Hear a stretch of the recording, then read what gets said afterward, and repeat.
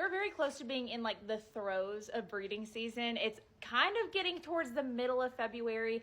I know, I told y'all I am being very careful this year trying to breed my mares in March or at the tail end of February so we don't have any day after Christmas babies this coming year, hopefully. Okay, we're gonna try to prevent that. But the first mare we're trying to quote unquote set up for an embryo transfer is a mare that I don't own. And so because her owners, you know, they're trying to get their own baby from her this year, I get the first embryo, right? Because they're trying to get her bred, flushed, embryo sent to me, and then, you know, a possible second round if it doesn't stick in my recip. And so we're starting early. Now, because of that, we checked recips this past week. And so if you want to go check out those videos, you can. We're doing a longer YouTube video of it that'll be this coming week. But Raven, Willow, and Charlotte all were kind of starting their cycles or were within the middle of their cycles. And so we checked the donor mare in Texas this past week, and she had 2 corpus luteums, so 2 CLs where she had previously ovulated and was starting to build follicles again, but wasn't really in heat yet. So because she wasn't in heat yet, they gave her a shot of Lutalice. Lutalice is going to bring that mare into heat within 7 to 10 days.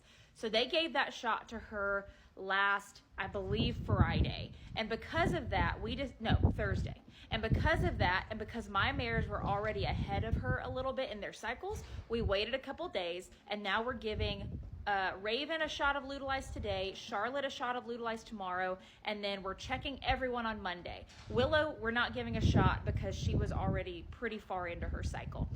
Hopefully I'm making this make sense. But then we're checking everyone again on Monday. Today's Saturday. They're checking the donor mare tomorrow, Sunday. And so based on what the donor mare looks like tomorrow, and then we check my mares on Monday, we will then decide if, you know, they're all kind of syncing up with her, or if there's a couple that we can sync up with her, which ones we're going to go with. Usually if you're doing an embryo transfer, having multiple mares cycled with the donor mare is preferable so that you have the best shot of making it work. So I'm about to give Raven this shot of Lutalice. Now, let me just say, they can all have different sized follicles. It's not necessarily which mare has the same size follicle as the donor mare. It all depends on ovulation. So basically, we're trying to get them all in heat. At the same time, we're trying to get them all at the same stage of their cycle with like good edema and a nice sized follicle. But it all depends on ovulation. We want the recipmare to ovulate a day after the donor mare, okay? And obviously the donor mare has to get pregnant. You know, then the embryo has to actually stick in the recipmare. Like there's so many people.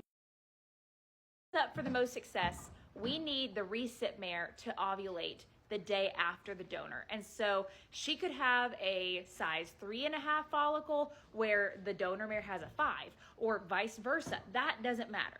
We just need them to all be in good heat at the same time, and then hopefully by give them hysterelin at the correct timing, we can get them to ovulate at the Okay, so hopefully because she's eating right now and she's not paying me any attention, I can just go ahead and do it to her. Hi, sweetie. Pick up your head. Pick up your head. A little in the muscle shot. Good job. Didn't even flinch. Does not care. So I will do this with Charlotte tomorrow, and then we're checking everybody again on Monday. Let me know if you have any questions.